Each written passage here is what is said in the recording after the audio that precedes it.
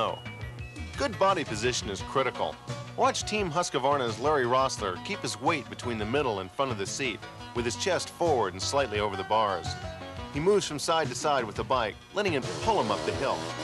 He keeps his feet on the pegs as much as possible to avoid sliding back. Another element is momentum. It's important to get your speed up as you approach the hill. If you don't get a good run at the base, you reduce your chances of making it all the way to the top. The third key is clutch control. Pick a gear that will let you approach the base at the highest practical speed. Fanning the clutch will keep the engine in the heart of the power band and also helps you keep the front end down. Of course, the really challenging part about killer hills is handling the obstacles. Rocks, ruts, ledges, loose dirt. Pick a line that will keep your tires out of ruts. If you hit a rock, don't panic. Let off the throttle and use the clutch to keep the front end low. Ledges in the middle of a climb are really tricky. Keep your weight forward, back off the throttle for an instant, and let momentum carry you over. Sometimes too much throttle can get you into trouble. Here I almost loop out, then use the clutch to save it at the last second. If there's a lip at the top of the hill, lean forward, then back off and let the bike fly over the lip. Make sure you pick a line clear to the top. Remember that the last few feet can be the toughest. If you approach the hill too slow, you won't have enough momentum. At this point, downshifting is hopeless. Sometimes you think you've actually made it, then find yourself in a position like this. Step off on the high side, then decide what you want to do next. If you decide to go back down, stay on the high side, hold the front brake and wiggle the bars until the front wheel slips down. Then either bulldog it or ride it back to the bottom. And of course, there's always the tip web, tug it to the top method.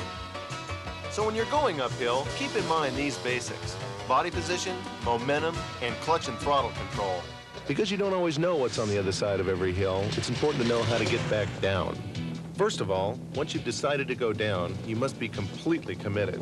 Because there's no easy way to stop once you started, your initial approach must be slow. The three basic elements of downhill riding technique are braking, body position, and line selection.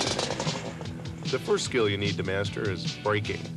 Watch Rossler keep his fingers poised over both clutch and front brake.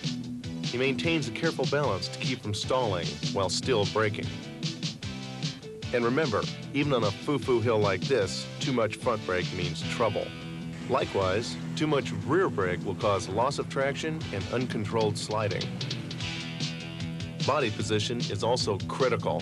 Rossler stands on the pegs, keeping his weight back with head forward over the bars, elbows extended. He doesn't fight the machine, but instead lets it move freely beneath him. The third element is line selection. Take the time to check for a clear line all the way to the bottom. Even the best riders always look for potential problems before they commit themselves.